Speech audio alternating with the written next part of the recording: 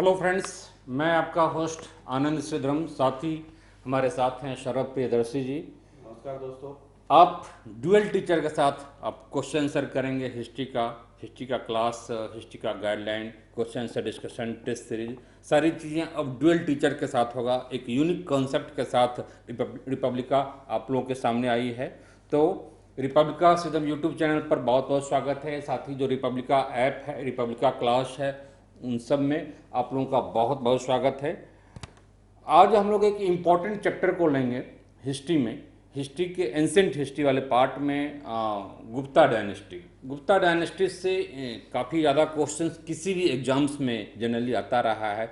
एक दो क्वेश्चंस तो मान के चलिए आता ही आता है, ठीक है। और ऐसे कुछ इम्पॉर्टेंट टॉपिक्स चैप्टर को ज़्यादा फोकस होकर के हम तैयारी कर लें तो सर्टेनली एंसेंट हिस्ट्री से बहुत सारी क्वेश्चंस आप आसानी से कर लेंगे, ठीक है। तो हम लोग डायरेक्ट अब चैप्टर पर आते हैं। ये देखिए, गुप्ता पीरियड क्वेश्चन आंसर है। और हम लोग गुप्ता डायनेस्टी का जो एक रहा है, जो मैप रहा है या जो साम्राज्य रहा है, उसकी भी चर्चा करेंगे, ठीक है, क्वेश्चन के क्रम में। साथ ही जो गुप्ता डायनेस्टी है, गुप्ता डायनेस्टी का जो प्रमुख जो साक्ष्य है, जो ऐतिहासिक साक्ष्य है, वह इलाहाबाद की जो प्रयाग प्रशस्ति है, उस पर भी हम लोग क्वेश्चंस करेंगे। क्वेश्चन आंसर्स के माध्यम से एक्चुअली क्या होता है कि हम लोग बेहतर ढंग से चीज़ों को समझ पाते हैं। केवल पढ़ना काफ़ी नहीं है, पढ़ाई तो होती है और यहाँ भी क्लास चल ही रहा है सारी चीज़ें, बट वहाँ से क्वेश्चंस क्या आ सकता है, ठीक है। और वो भी पिक्टोग्राफिकल फॉर्मेट में। एक एक एक एक विजुअल इम्पैक्ट जो होता है वह डालने का रिपब्लिका कोशिश कर रही है कि वो चीज़ें परमानेंट आपके मेमोरी में चला जाए। कोई चीज़, देखी हुई चीज़ें आप जल्दी भूलते नहीं हैं, तो उसी का कोशिश है। हट करके है, हम दो टीचर, एक ड्यूअल टीचर कॉन्सेप्ट के तहत चीज़ें एक बातचीत के क्रम में होगी, हंसी मजाक भी होगी, एक जीएस झकास फॉर्मेट में होगा, और सर्टेनली एक काफ़ी इफेक्टिव ये मेथड होगा और आप उसका फ़ायदा उठाएंगे, ठीक है। चलिए मैं आगे बढ़ता हूँ। तो मैं ये कह रहा था कि जो समुद्रगुप्त का जो प्रयाग प्रशस्ति है वह हो गया, या फिर और भी जो ये है स्तंभ लेख वगैरह है, उसमें इसकी चर्चा है। गुप्त वंश के शासन के क्रम में कि इसके संस्थापक कौन थे। श्रीगुप्त थे, श्रीगुप्त के जो उत्तराधिकारी हुए घटोत्कच आए, फिर जो पहले जो बड़े शासक हुए हैं वो चंद्रगुप्त प्रथम हुए हैं, ठीक है। तो क्वेश्चंस के क्रम में सारी चीज़ों को हम लोग लेते जाएंगे और एक एक चीज़ें आपका जो डाउट है वो क्लियर करते चलेंगे। चलिए क्वेश्चंस लेते हैं और क्वेश्चंस के माध्यम से हम लोग आगे बढ़ते हैं। सर को ये बोलने का मौका दिया जाएगा मैं कुछ ज़्यादा बोल रहा हूँ, ठीक है, तो सर नाराज़ हो जाएंगे कि ठीक है। ये अच्छा देखिए, बहुत अच्छी चीज़ें हैं कि 68वीं बीपीएससी फाउंडेशन बैच वगैरह स्टार्ट हो रहा है 30 जून से, तो आप लोग जुड़ सकते हैं, जिसमें पीटी मेंस इंटरव्यू की तैयारी होती है। और साथ ही टेस्ट सीरीज 67वीं के लिए भी स्टार्ट हो चुका है, उससे भी आप जुड़ जाएंगे, उसका भी आएगा। चलिए क्वेश्चन हम लोग लेते हैं। पहले क्वेश्चन है, भारत का नेपोलियन किसे कहा जाता है, ठीक है। भारत का नेपोलियन किसे कहा जाता है। हो सकता है प्रश्न यह आ जाए कि किसने ये कहा था। और इस बार आपने देखा होगा कि जो सीटीपीओ का एग्जाम जो हुआ है 15 मई को, तो उसमें कुछ ऐसी ही इतिहासकार विंसेंट स्मिथ ने क्या कहा, तो उन्होंने क्या कहा, एक लंबा लंबा स्टेटमेंट्स वगैरह दे दिया था। एनसीईआरटी की चीज़ों को प्रमुखता से वहाँ पर रखा था, तो इसकी भी तैयारी आप लोगों को कराई जाएगी। उस पर ज़्यादा फोकस होगा जहाँ पर आप क्वेश्चन फंसता है, क्योंकि हिस्ट्री एक ऐसा एरिया जहाँ से क्वेश्चन आपका फंसता है, तो ऐसे चीज़ों पर हम ज़्यादा फोकस करेंगे, ठीक है। तो भारत का नेपोलियन किसे कहा जाता है। चंद्रगुप्त मौर्य को, चंद्रगुप्त द्वितीय, विक्रमादित्य को, अशोक महान को, या फिर समुद्रगुप्त को। इसमें देखिए कि सारे शासक महान हैं, आपको डाउट हो सकता है, कोई किसी से कम नहीं, चाहे चंद्रगुप्त मौर्य हो, ठीक है, या फिर चंद्रगुप्त द्वितीय, विक्रमादित्य हो। आप लोग कंफ्यूज नहीं होंगे चंद्रगुप्त मौर्य में या चंद्रगुप्त प्रथम में, द्वितीय में, ठीक है, कंफ्यूज नहीं होना है, क्लियरिटी होनी चाहिए। अशोक महान हो गए और समुद्रगुप्त हो गए, तो कौन है इसमें से।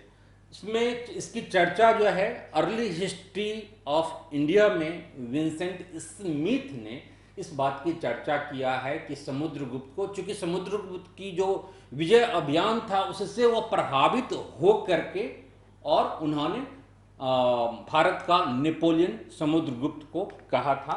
तो ये देखिए अर्ली हिस्ट्री ऑफ इंडिया, हो सकता है प्रश्न ये आ जाए कि the books early history of India is written by home, ठीक है, या फिर यह स्टेटमेंट किसने दिया था, नेपोलियन किसने कहा था, तो उसका भी होगा विंसेंट स्मिथ होगा। तो इनकी बुक है, ठीक है, और इस बुक में उन्होंने समुद्रगुप्त से काफ़ी प्रभावित होकर के उनकी विजय अभियान को लिखा है और भारत का नेपोलियन कहा है। हालांकि इस टाइप की तुलना बहुत उचित नहीं है, ठीक है।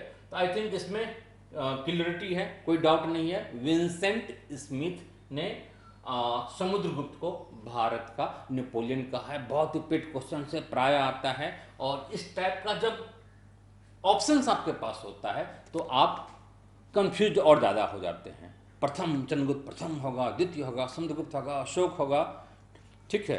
क्या सर आप कुछ कहना चाहेंगे इस संदर्भ में? बिल्कुल। दोस्तों, जैसा कि आप देख रहे हैं प्रश्न में भारत का नेपोलियन पूछा जा रहा है, और सर ने आपको बताया है कि option D is right answer. Option D is right answer. Samudragupta जो है करेक्ट आंसर है। और चारों के चारों शासक जो आप देख पा रहे हैं वो सारे के सारे शासक जो है महान है। पहली बात करें हम अब चंद्रगुप्त मौर्य की बात करते हैं, ठीक है। तो चंद्रगुप्त मौर्य के बारे में आपको पता होगा कि मौर्य काल के जो संस्थापक जो थे वो चंद्रगुप्त मौर्य थे। एंशिएंट इंडिया के बहुत बड़े, यानी भारत का जो पहला साम्राज्य दिया गया था, जो साम्राज्य का भारत में जो कॉन्सेप्ट आया था, यूँ कह लीजिए कि इंडियन कंटिनेंट में, भारतीय उपमहाद्वीप में जो साम्राज्य का कॉन्सेप्ट लाया गया था, ठीक है, जो मगध साम्राज्य थे, इसके संस्थापक चंद्रगुप्त मौर्य को ही माना जाता है, ठीक है। तो ये तो पहले के शासक हो गए। इसके अलावा चंद्रगुप्त द्वितीय उर्फ विक्रमादित्य की बात करें तो गुप्तकालीन शासक हैं, और गुप्त काल के महानतम शासकों में से एक ये भी है। तीसरी बात, अशोक महान की बात करें तो अशोक महान का जो रिलेशन है वो चंद्रगुप्त मौर्य से ही है। चंद्रगुप्त मौर्य के एक तरीके से कहें तो ये पोता थे, क्योंकि इनके फादर जो थे बिंदुसार चंद्रगुप्त मौर्य के, ठीक है, बेटा हुआ करते थे, उत्तराधिकारी थे। यानी अशोक का भी संबंध जो है आपको जो है मौर्य वंश से ही है। ये भी पहले के शासक हैं। और जैसा कि सर ने बताया समुद्रगुप्त, ठीक है, समुद्रगुप्त अपने विजय उपलब्धि की वजह से, अपनी राजनीतिक विजय उपलब्धि की वजह से इसे विंसेंट स्मिथ ने अपनी book early history of India में इसे क्या बोला है, भारत का नेपोलियन का तमगा दिया। हालांकि ये कहना पूरी तरह से सही नहीं है, क्योंकि समुद्रगुप्त का पीरियड और आप यूरोप में अगर नेपोलियन के पीरियड को अगर कंपेयर करेंगे तो नेपोलियन बहुत बाद का शासक है। एक तरीके से ये मॉडर्न इंडिया का शासक है।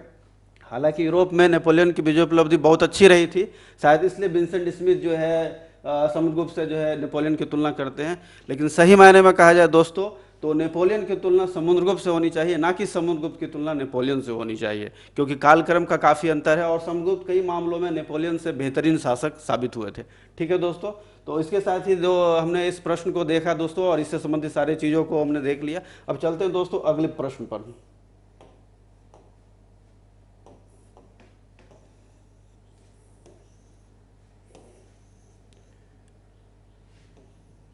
अगले प्रश्न पर जाने से पहले दोस्तों थोड़ा गुप्त साम्राज्य के बारे में हम लोग जानकारी प्राप्त कर लेते हैं। जैसा कि दोस्तों आप मैप में देख पा रहे होंगे, ये गुप्त साम्राज्य है। जो कलर्ड मैप देख रहे हैं दोस्तों, ये गुप्त का साम्राज्य है, ठीक है। गुप्तों का जो एक्सपेंशन था इसी कलर्ड मैप के जरिए आपको दिखाया जा रहा है। आप इसके जरिए भी देख सकते हैं, ये गुप्त का एरिया है।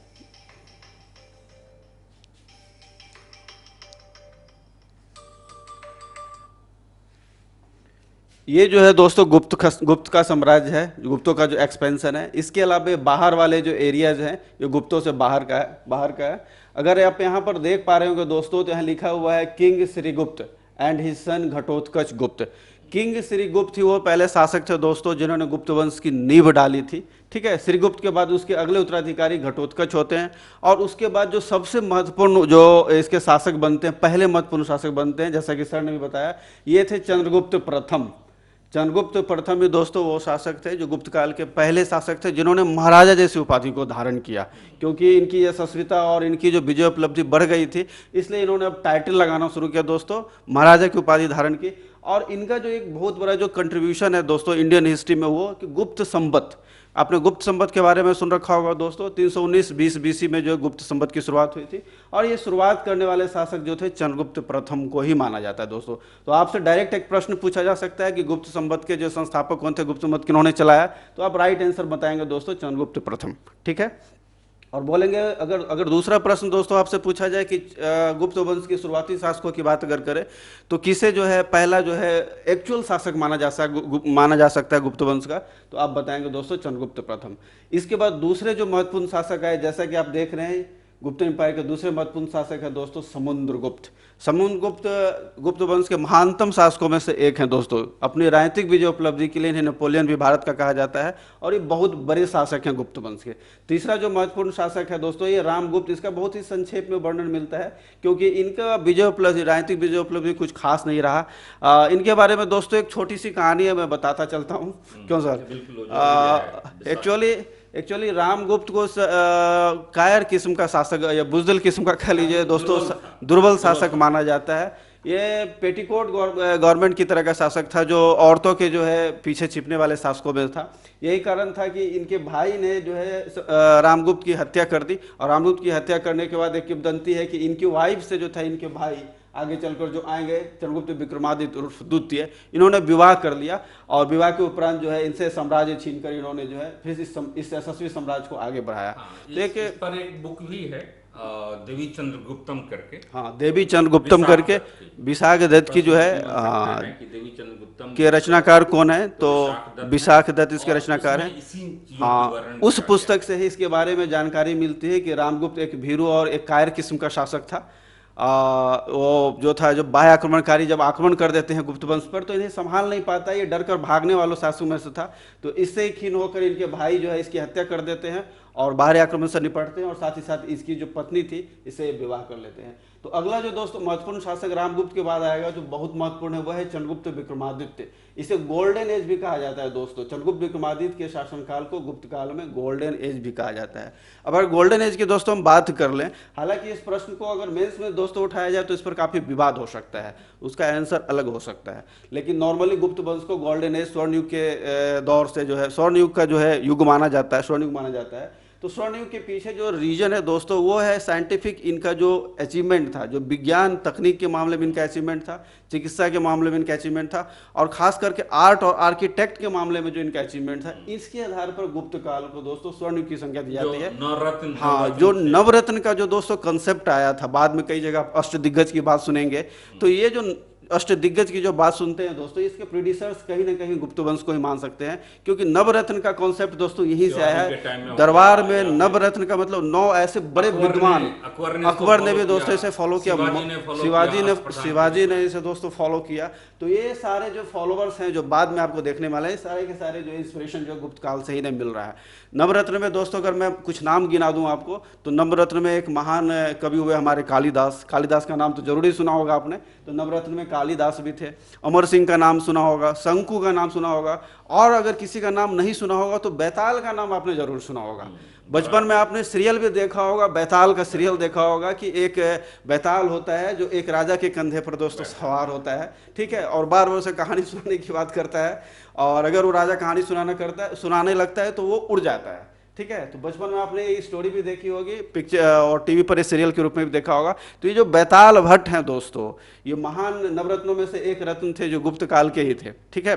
तो ये इस पर भी आगे चलकर हम चर्चा करेंगे दोस्तों। वरामिहिर हो गए, वरुचि हो गए। अब अगले शासक की अगर दोस्तों हम बात करें तो कुमारगुप्त प्रथम है। ये भी दोस्तों अच्छे शासक हैं, यशस्वी शासक हैं। इनका जो सबसे बड़ा दोस्तों इतिहास में कंट्रीब्यूशन रहा है वो नालंदा विश्वविद्यालय। नालंदा विश्वविद्यालय के दोस्तों संस्थापक हैं। वो ऐसा विश्वविद्यालय जिससे देश विदेश के लोग पढ़ने के लिए आते थे। आज हम जरूर दोस्त शिक्षा में लैगिंग हो रहे हैं, पिछड़ रहे हैं, लेकिन गुप्त काल की अगर हम दोस्तों बात करें या प्राचीन भारत की बात करें तो भारत शिक्षा के स्तर पर सिरमौर था। पूरी दुनिया में अगर शिक्षा का कोई बहुत बड़ा केंद्र था तो दोस्तों भारत था। और भारत में भी दोस्तों वो बिहार की धरती थी, वो नालंदा थी, वो बिहार की धरती थी, जिसके नाम से जो हम गौरवान्वित होते थे, भारतवासी पूरी तरह से जो है गौरवान्वित होते थे। वो नालंदा नव बिहार का जो है निर्माता जो है कुमारगुप्त को बोला जाता है। अगला जो प्रमुख शासक है दोस्तों वो स्कंदगुप्त हैं। स्कंदगुप्त आते हैं। इनका भी कार्यकाल दोस्तों उपलब्धि भरा रहा है। स्कंदगुप्त की जो सबसे बड़ी उपलब्धि रही है, मलेच्छों का इस पर आक्रमण हुआ, जिसे आप हून कहते हैं, ठीक है। हूनों का बाह्य आक्रमण हुआ जो बार बार गुप्त वंश पर, गुप्त काल में जो था गुप्ता डायनेस्टी पर हो रही थी। बार बार इसके साम्राज्य को हिलाने का प्रयास किया जा रहा था। लेकिन स्कंदगुप्त ऐसे दोस्तों शासक थे जिन्होंने मलेच्छों के बाह्य आक्रमण को अच्छी तरीके से निपटा और उन्हें धूल चटा दिया, ठीक है। तो ये बहुत बड़ी उपलब्धि थी कि बाह्य आक्रमण को इन्होंने जो है समाप्त कर दिया और फिर से अपनी सत्ता को जो है बरकरार रखा, कायम रखा। ठीक है दोस्तों, इसके बाद आकर उत्तरोत्तर गुप्त काल में आते हैं दोस्तों, जहां गुप्तों का धीरे धीरे डिक्लिनेशन एक तरीके से कह सकते हैं दोस्तों, इसका जो है पतन जो है होने लगता है और बाद में हम दूसरे पीरियड की ओर बढ़ते हैं।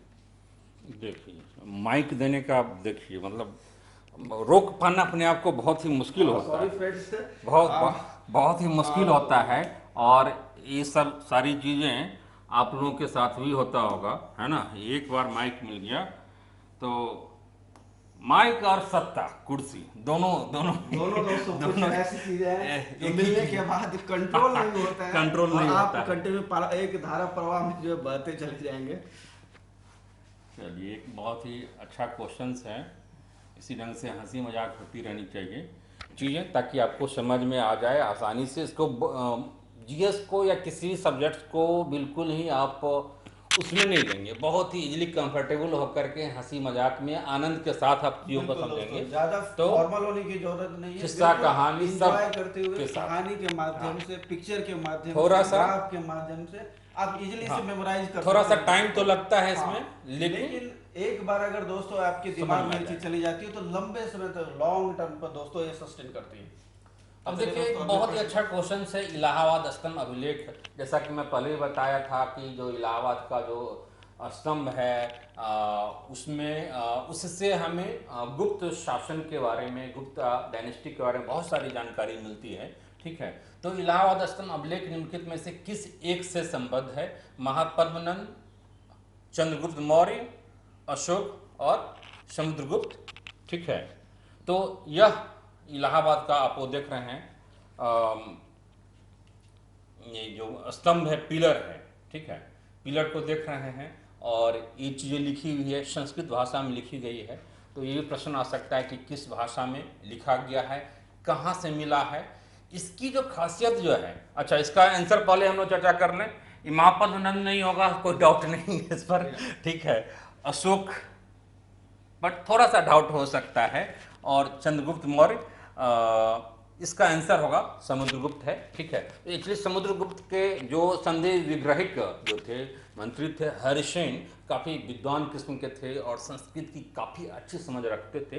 तो उन्होंने ही, जैसा कि नाम से स्पष्ट है, हालांकि वो प्रयाग प्रशस्ति शब्द यहाँ पर नहीं लिखा गया है, तो प्रयाग प्रशस्ति तो उनके द्वारा, हरिसेन के द्वारा ही वह रचित है या फिर वो किया गया है, संस्कृत में है। इसमें समुद्रगुप्त के विजयों के बारे में उनकी प्रशंसा, प्रशस्ति पत्र है, तो भाई ऑब्वियसली प्रशंसा ही होगी। ठीक है, तो समुद्रगुप्त के बारे में इसमें वर्णन किया गया है। और दोस्तों अगर दो शब्दों में या दो वाक्यों में अगर बताया जाए तो समुद्रगुप्त के बारे में प्रयाग प्रशस्ति में कुछ अतिशक्ति भी है। इसमें हरिसेन कहते हैं कि ये जो है शेष सैया पर सोए हुए हैं, शेषनाग पर, जिस पर विष्णु जो है सोते हैं। ठीक है, और इनके विजय उपलब्धि से धरती जो है टलमला रही, मतलब डोल रही है, इस तरीके का अतिशक्ति जो है वर्णन किया गया। हालांकि अतिशक्ति है, लेकिन हाँ, चारण भाट कवि थे, जैसा कि सर ने बताया दोस्तों कि संदीप विग्रहिक थे। तो दोस्तों एक चीज यहाँ समझ लीजिए कि संदीप विग्रहिक, आपको ये टर्म्स थोड़ा समझ में नहीं आ रहा हो, थोड़ा कंफ्यूजन हो रहा हो कि संधि विग्रहिक क्या बोला जा रहा है। दरअसल सर बता रहे हैं, संधि का दोस्तों मतलब होता है, सिंपल सी बात है, एग्रीमेंट। एग्रीमेंट तो समझते होंगे दोस्तों, समझौता। ठीक है, संधि विग्रहिक, विग्रहिक का मतलब होता है तो समझौता को तोड़ देने वाला या समझौता कर देने वाला। तो ऐसा व्यक्ति था हरिसेन, ऐसे व्यक्ति थे दोस्तों जो दूसरे राज्य, इनके जो नेबर्स कंट्री कह लीजिए या नेबर स्टेट्स कह लीजिए, उस समय जो पड़ोस के राज्य थे, उनके साथ संधि करना और संधि को समाप्त करने की जिम्मेदारी इनके पास ही थी, हरिसेन। इसलिए संधि विग्रहिक के नाम से जाने जाते हैं। ठीक है दोस्तों, और आगे सर बता रहे हैं दोस्तों आपको। तो एक्चुअली यह जो स्तंभ है या पिलर जो है इलाहाबाद वाला, तो वह अशोक का स्तंभ अभिलेख है। और अशोक के स्तंभ अभिलेख पर जिसको भी मौका मिला, छोड़ा नहीं, बस हम भी लिख डालेंगे, हम भी इतिहास के पन्नों में। जब इतना पॉपुलर अशोक का स्तंभ, तो भाई हरिसेन क्यों छोड़ते या समुद्रगुप्त क्यों छोड़ते? तो ये चीजें अशोक से भी जुड़ रही है, ध्यान रखना है। यह जो इलाहाबाद का जो स्तंभ है, अशोक ने बनवाया था, अशोक ने बनवाया था उस स्तंभ को, और उस पर अभिलेख है।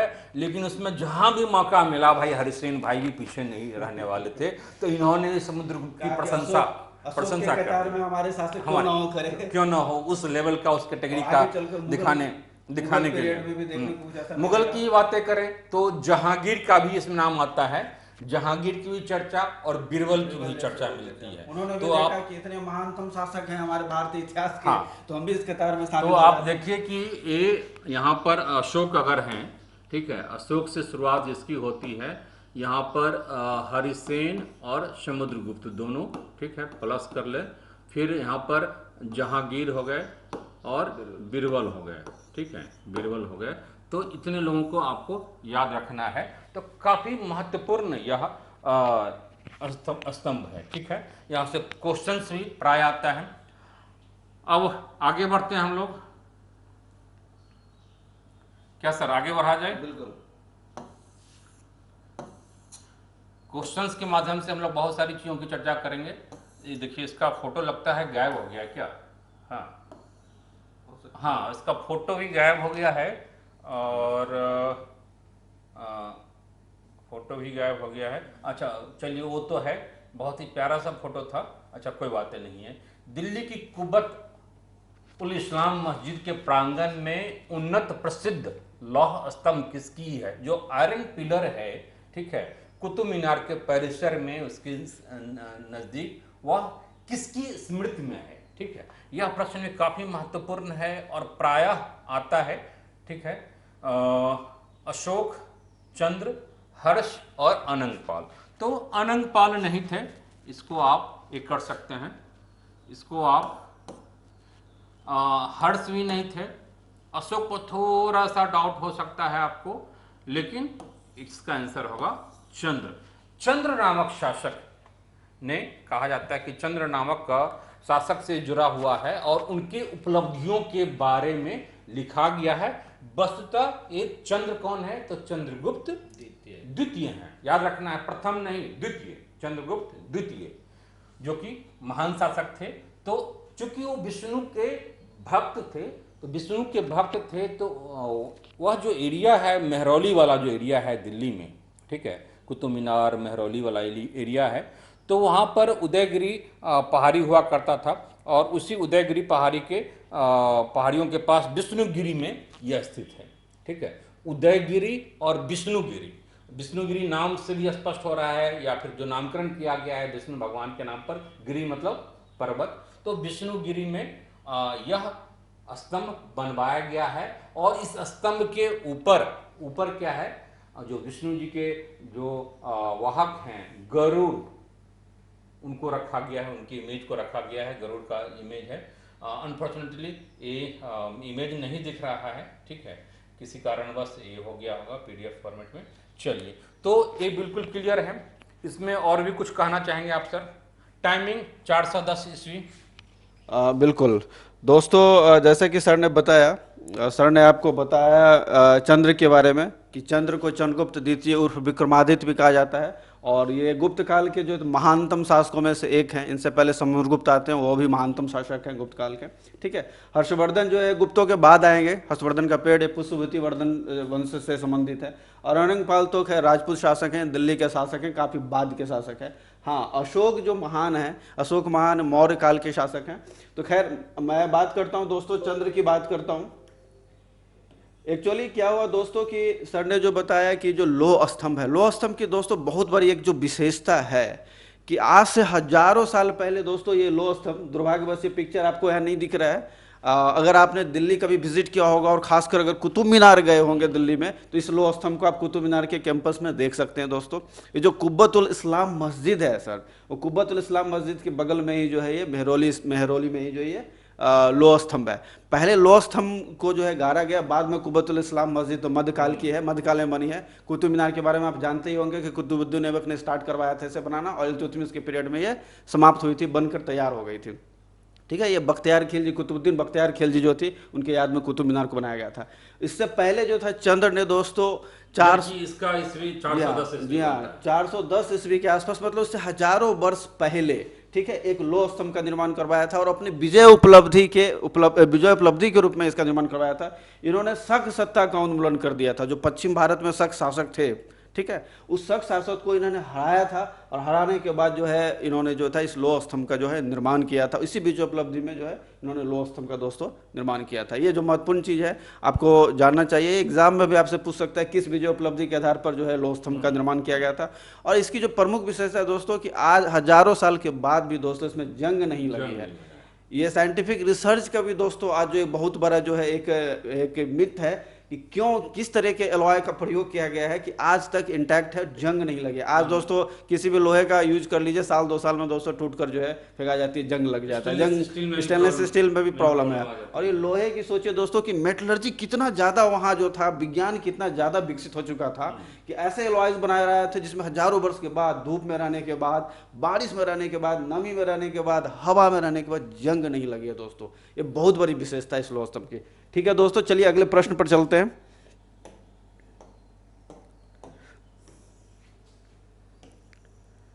अगला प्रश्न है दोस्तों कि किन अभिलेखों से ज्ञात होता है कि स्कंदगुप्त ने हूनों को पराजित किया था।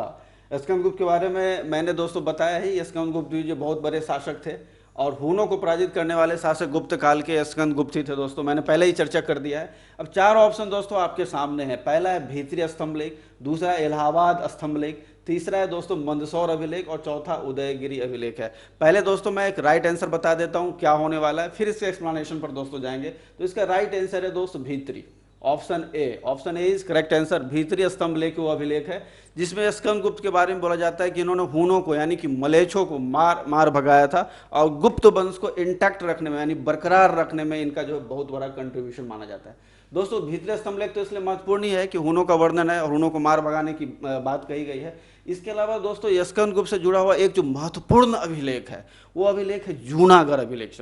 जूनागढ़ अभिलेख में दोस्तों सुदर्शन झील की चर्चा की गई है और ये सुदर्शन झील जो दोस्तों है काफ़ी ऐतिहासिक है क्योंकि इसका निर्माण इससे करीब करीब आप मान लें कि 600 से 700 वर्ष पहले सुदर्शन झील का निर्माण हुआ था दोस्तों।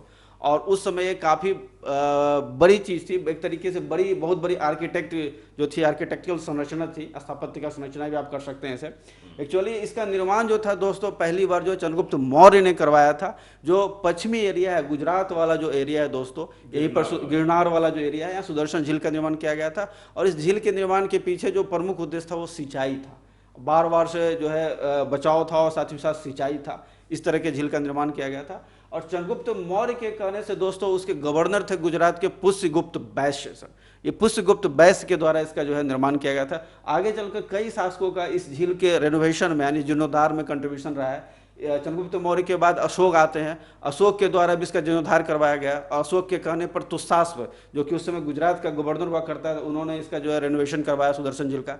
आगे चलकर हम देखेंगे फिर जूनागढ़ अभिलेख में रुद्रदामन प्रथम जो कि शक शासक थे, इन्होंने भी आदेश दिया। तो इनके कहने पर सुविशाख जो उस समय गवर्नर हुआ करते थे गुजरात के ही, उन्होंने फिर से इसका रेनोवेशन करवाया। और आगे चलकर दोस्तों जिस शासक की मैं बात कर रहा हूँ स्कंदगुप्त के कहने पर चक्रपाली जो कि उस समय गुजरात के गवर्नर थे दोस्तों, इन्होंने भी रेनोवेशन करवाया। तो 700 साल से कंटिन्यूस झील का रेनोवेशन होता चला आ रहा था दोस्तों। तो एक बहुत महत्वपूर्ण प्रश्न है दोस्तों, आपसे हमेशा एग्जाम में पूछा जाता है और पूछा जा सकता है, कई तरीके से पूछा जा सकता है। पहला तो किन किन शासकों का संबंध इससे रहा है, कौन कौन से गवर्नर रहे हैं, किन्होंने इसका निर्माण करवाया, किस जगह पर यह स्थित है। तो बहुत सारे प्रश्न जो है दोस्तों इससे बनते हैं। और भीतरी के अलावा जो महत्वपूर्ण अभिलेख है जो स्कंदगुप्त से जुड़ा हुआ वो मैंने बता दिया दोस्तों, वो जूनागढ़ अभिलेख है। दूसरा जो महत्वपूर्ण है दोस्तों इलाहाबाद प्रशस्ति स्तंभ लेख की बात कर रहे हैं। इलाहाबाद जो कि हरिसेन द्वारा रचित है, सर ने बताया इससे पहले, तो इसकी ज़्यादा जो है चर्चा करने की जरूरत नहीं है। तीसरा जो महत्वपूर्ण है दोस्तों, थोड़ा सा मैं इसके बारे में आपको बताता चाहता हूँ, मंदसौर अभिलेख।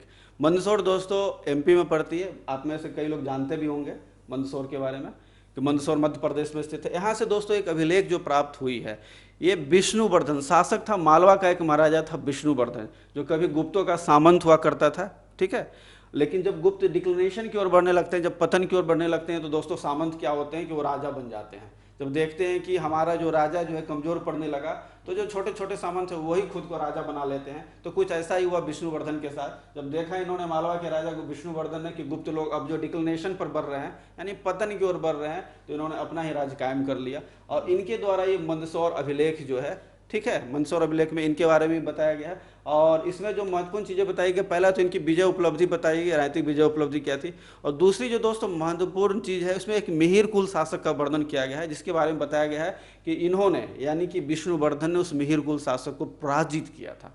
तो ये महत्वपूर्ण चीज़ें हैं दोस्तों, जो आपको इसके बारे में जानना चाहिए। आगे अगले प्रश्न पर दोस्तों बढ़ते हैं, जो सर आपको सर बताने वाले हैं। इसमें भित्रीय स्तंभ लेख के संदर्भ में